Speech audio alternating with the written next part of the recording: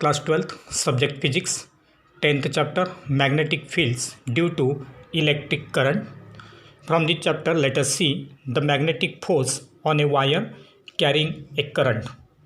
When a wire carrying current is placed in magnetic field, then it is acted upon by the force which is called as the magnetic force.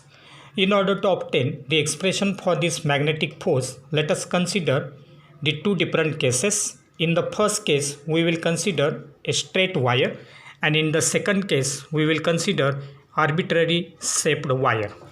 Therefore, let us consider the first case.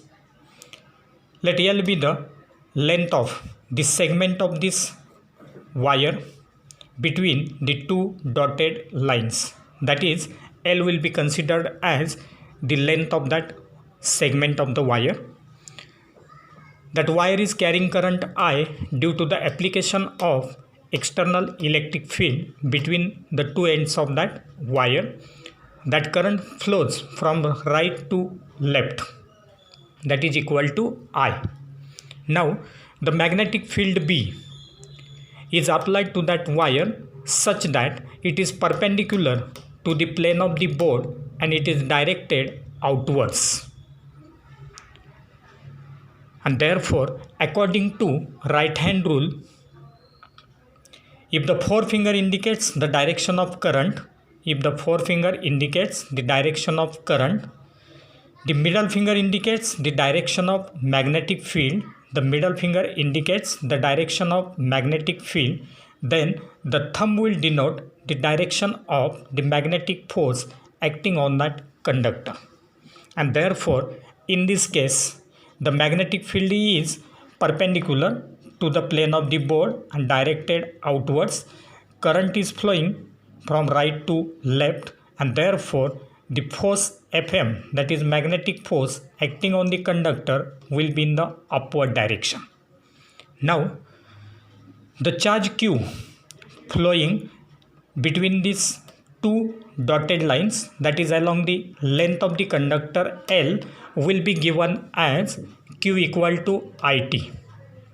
As current is equal to charge upon time, therefore charge will be equal to current into time, and hence Q equal to IT.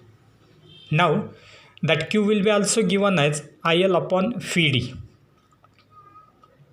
because velocity is equal to distance upon time, and therefore time will be equal to distance upon velocity, and therefore this time t will be replaced by distance upon velocity, that is L by phi d.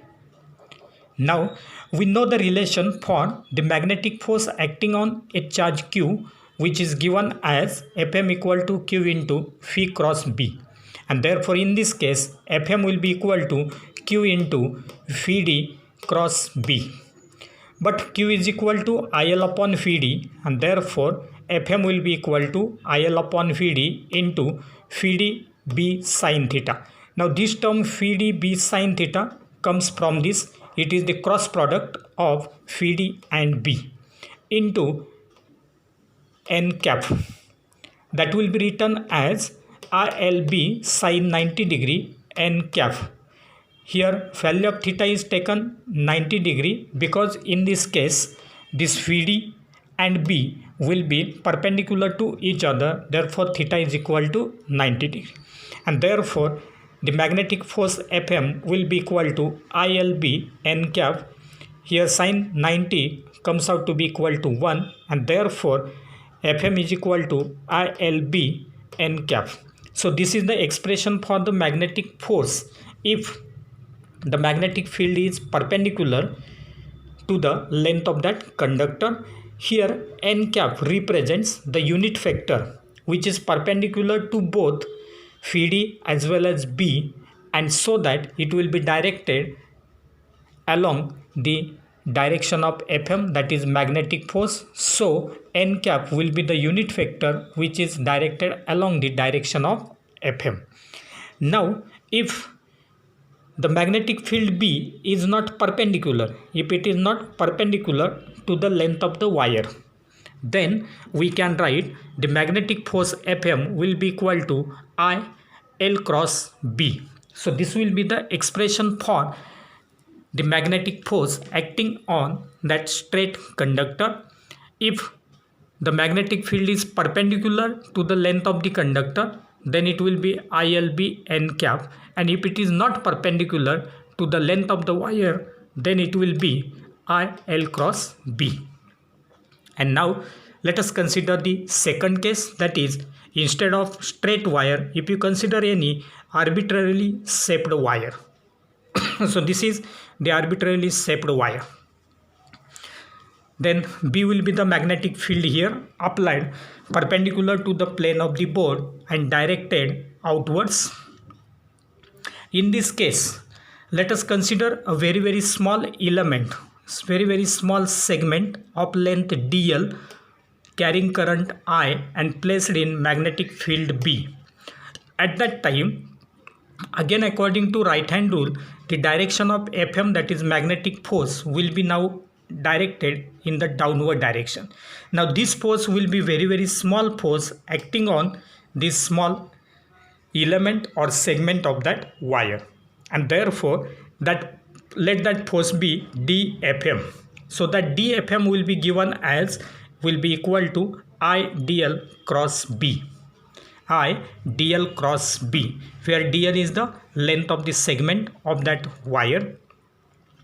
Now if it gives the small force acting on the small segment of the wire, that is dl, therefore the total force acting on the whole wire will be obtained by integrating this relation, and therefore the total magnetic force Fm will be equal to integration of dFm.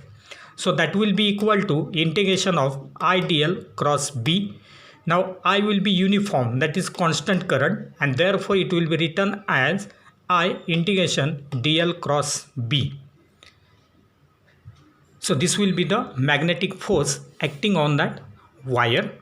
If the magnetic field B is uniform over whole wire, that is, if this magnetic field B is uniform throughout or over whole length of this wire, at that time we can write the magnetic force Fm will be equal to I into integration dl cross B. Only that dl will be integrated, so that total length of the wire we will get. So this will be regarding the magnetic force acting on that wire carrying a current. Now let us see the next point, that is the magnetic force on a closed circuit in a magnetic field. So instead of a straight conductor or arbitrary shaped conductor, if any closed circuit, if any closed path or loop is placed in magnetic field, then what will be the magnetic force acting on it? Now in the previous point we have seen that the magnetic force acting on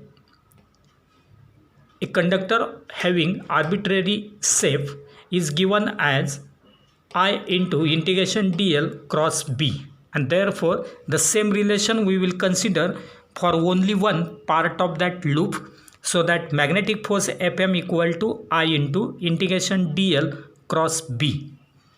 But now in this case, if you consider a closed circuit C, then for that closed circuit, in order to obtain the magnetic force, we will have to take integration over that closed circuit, and therefore we can write the magnetic force Fm equal to I into integration over closed circuit C dl cross B.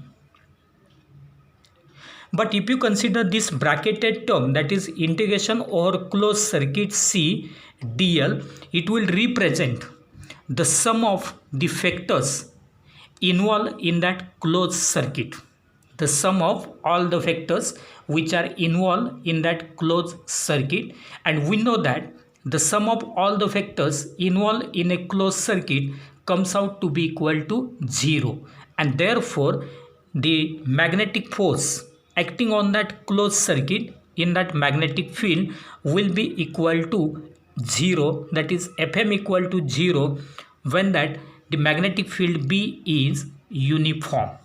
So if you consider a closed circuit and if it is placed in magnetic field, at that time the magnetic force acting on that closed circuit will be equal to 0, since